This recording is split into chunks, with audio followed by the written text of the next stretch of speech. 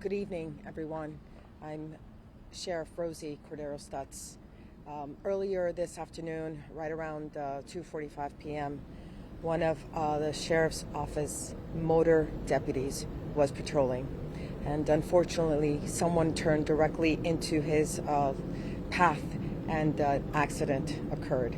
Our deputy is in stable but critical condition. He's got multiple fractures, and he is currently being assessed by the staff here at the hospital, JMH South. For us, obviously, this is information that no police department, no deputies, and no sheriff ever wants to get, which is the injury of a deputy. We are asking our community, obviously, to keep the deputy and his family in your prayers this evening. Additionally, we ask all of our community to always be on the lookout. Motors, whether it's a motorman or anyone on a motorcycle, they clearly do not have an advantage. And so it is really important that as a driver we are aware. Please, if you can, put down the telephone, put down the texting. It can wait.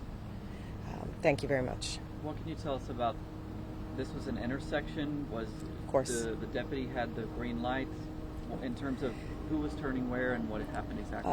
My understanding is that the deputy was traveling eastbound, and correction, the deputy was traveling westbound, and the woman who turned into his path was entering into a shopping plaza, and she pulled out in front of him. So, and that's where the accident occurred, at the intersection of 152nd Street and Southwest 138 Avenue. Okay. You mentioned put down the phone. Any reason to believe she was texting at the moment, or is that still under investigation? Actually, that is under investigation, and I really say that more as a public service. Okay. It could be the phone, it could be your makeup case. As a woman, I can say that. But ultimately, it really is about the distraction. We need to pay attention and look out for each other. Talk to us about you were saying the dangers of being a motorman on a motorcycle every single day out here on a motorcycle. Vehicles aren't looking out for motorcycles a lot of times. So what are the extra dangers that these deputies face? Motors is one of our most dangerous jobs in law enforcement.